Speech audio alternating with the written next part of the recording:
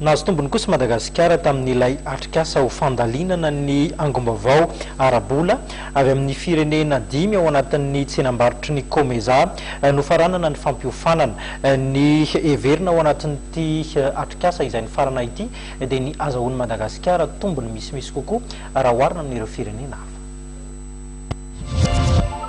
Ny farana androany tolakandro fampiofananareo mandalina ny angom-baovao arabola avy amin'ireo firenena 5 ao anatin'ny tsenabe ny Komeza. Tombony ho an'ny Madagasikara ny fanatanterahana ity atrikasa nandritry ny 4 andro tao amin'ny Ibisakoron-drano ity. Hoy ny tale jeneraly ny sapan-draharaha malagasy misahana ny ady amin'ny famotsim-bola sy ny famatsim-bola ny asa fampiororoana.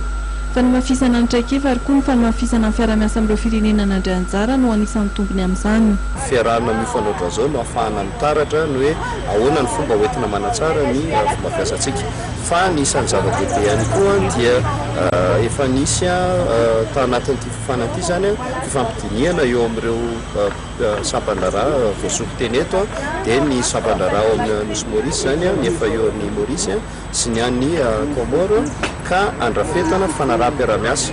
Nosy moa efa niara-miasa antsika foana amin'ny lafiny maro fa manana fandarana asa zany izahay izay tafiditra anatin'ny paikadiny samifinana teo moa zany ny anamafy an'izay fanarahana iraisam-pirenena zay manafandarana asa ny anasoia fanaraha-piaramiasa amin'ny Nosy Maurice. Toy izay ihany koa ny Nosy Comore efa nisy ny dinika mialoha ny fanaovana amin'izay dia ny fanatanterahana azy no sisy. Raha teo moa rehefa miresaka tsika hoe Nosy Maurice zay dia isan'ireo firenena zany izay manao tombanezaka atsika miaraka amin'ny firenena frantsay izy mialohan'ny ahafahantsika miditra amin'ilay groupe Egmont.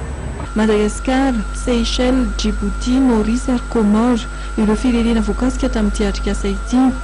Ho an'ny Madagasikara manokana kosa dia manomana volavolan-dalàna vaovao entina mifandisina amin'ireo lalàna sy fepetra iraisam-pirenena entina miady amin'ny famotsim-bola sy ny famatsim-bola ny asa fampiororoana ny samifiny.